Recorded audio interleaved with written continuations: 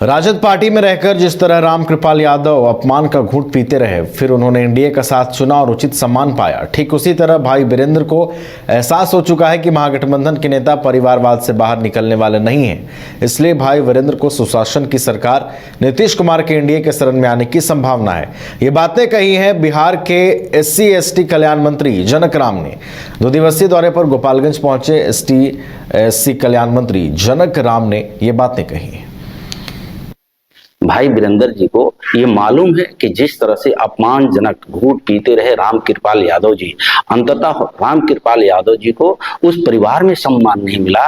NDA के देश के नेता नरेंद्र मोदी जी ने ही सम्मान किया। तो भाई वीरेंद्र जी को भी एहसास हो चुका है कि महागठबंधन के नेता परिवार के बाहर, उमीशा जी के बाहर, तेजस्वी जी के बाहर, तेज प्रताप जी के बाहर, श्रीमती राबड़ी जी के बाहर शायद वो परिवार निकलने वाला नहीं है। तो आने वाले दिनों में कहीं ना कहीं ये दिख रहा है कि भाई वीरेंद्र जी भी कहीं ना कहीं सुशासन के, विकास के, बिहार के नेता नीतीश कुमार जी के एनडीए के शरण में आने की संभावनाएं दिख रही है। राजधानी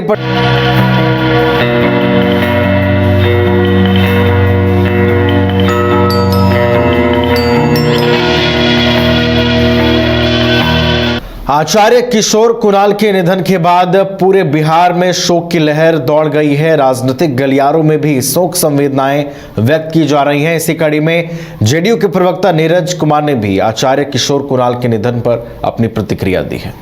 आचार्य किशोर कुणाल भारतीय पुलिस सेवा के पूर्व पदाधिकारी, हृदय आघात से उनकी दुखद मृत्यु पीड़ाजनक और मर्मांतक है। पुलिस पदाधिकारी के रूप में उन्होंने अपनी ईमानदार छवि पेश की। विभिन्न दृष्टांत उसके उदाहरण हैं। आध्यात्मिक जगत में भी उन्होंने महत्वपूर्ण हस्ताक्षर किया।